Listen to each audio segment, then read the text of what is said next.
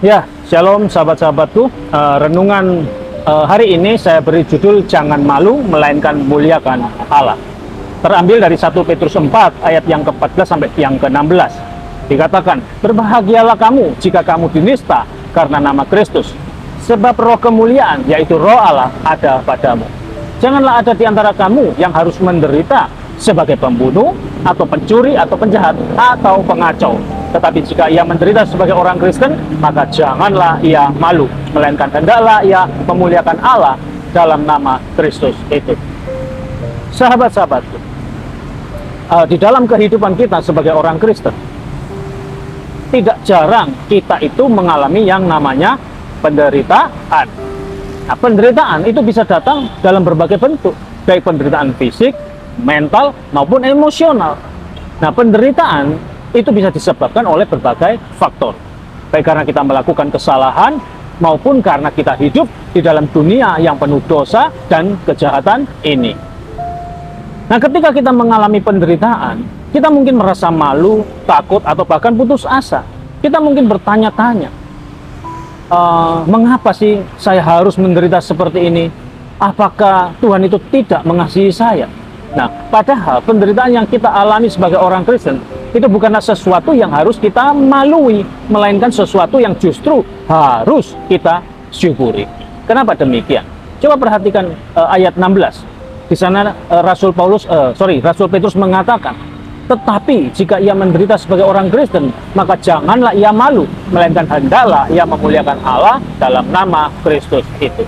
Nah, sekarang coba perhatikan. Ini ada beberapa tafsiran dari beberapa penafsir dunia ya, seperti John Calvin.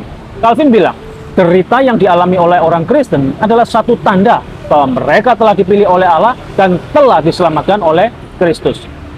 Oleh karena itu mereka tidak boleh malu dengan penderitaan mereka, melainkan harus memuliakan Allah melalui penderitaan mereka. Itu kata John Calvin. Lalu kemudian ada Albert Barnes. Barnes bilang penderitaan yang dialami oleh orang Kristen adalah satu kehormatan, karena itu adalah tanda bahwa mereka telah menjadi anak-anak Allah. Oleh karena itu, mereka tidak boleh malu dengan penderitaan mereka, melainkan harus menerimanya dengan iman dan kegembiraan. Itu kata Barnes. Kemudian ada Charles Haddon Spurgeon. Spurgeon bilang penderitaan yang dialami oleh orang Kristen adalah satu kesempatan bagi mereka untuk menunjukkan iman mereka kepada dunia. Oleh karena itu, mereka tidak boleh malu dengan penderitaan mereka, melainkan harus memanfaatkannya untuk memuliakan Allah. Itu kata Spurgeon. Nah, jadi setidaknya ada beberapa hal dari adanya penderitaan yang hadir ya di dalam kehidupan orang percaya. Nah, yang pertama, penderitaan itu sebagai apa? Tanda kehormatan.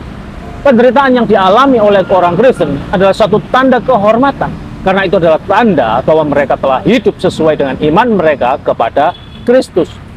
Nah, ketika kita menderita karena kesetiaan kita kepada Kristus, itu berarti kita telah menjadi pengikut Kristus yang sejati. Itu yang pertama. Kemudian yang kedua, penderitaan sebagai sarana memuliakan Allah.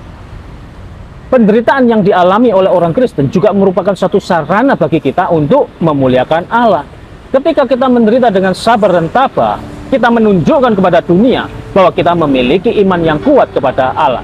Kita juga menunjukkan kepada dunia bahwa Allah adalah Allah yang setia dan mengasihi. Ya, jadi beberapa hal yang dapat kita lakukan untuk memuliakan Allah di dalam penderitaan. Yang pertama, bertekun di dalam iman. Penderitaan dapat menguji iman kita, namun kita harus bertekun dalam iman kita kepada Kristus. Kita harus percaya bahwa Allah akan selalu menyertai kita dan memberikan kekuatan kepada kita untuk menghadapi penderitaan.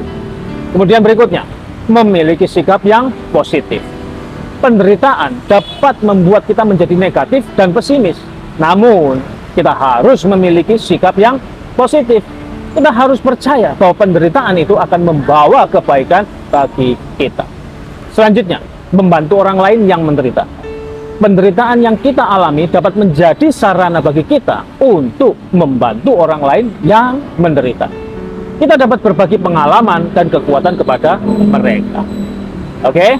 Nah, jadi sahabat-sahabatku, janganlah malu ketika kita itu mengalami penderitaan sebagai orang Kristen. Tapi sebaliknya, marilah kita itu bersyukur dan memuliakan Allah di dalam penderitaan kita. Karena dengan demikian kita akan menunjukkan kepada dunia bahwa kita adalah orang-orang yang mengasihi Kristus. Amin. Jadi kesimpulannya, penderitaan yang kita alami sebagai orang Kristen itu bukanlah sesuatu yang harus kita malui, melainkan sesuatu yang harus kita syukuri. Penderitaan itu adalah tanda kehormatan dan sarana bagi kita untuk memuliakan Allah. Amin. Haleluya. Amin.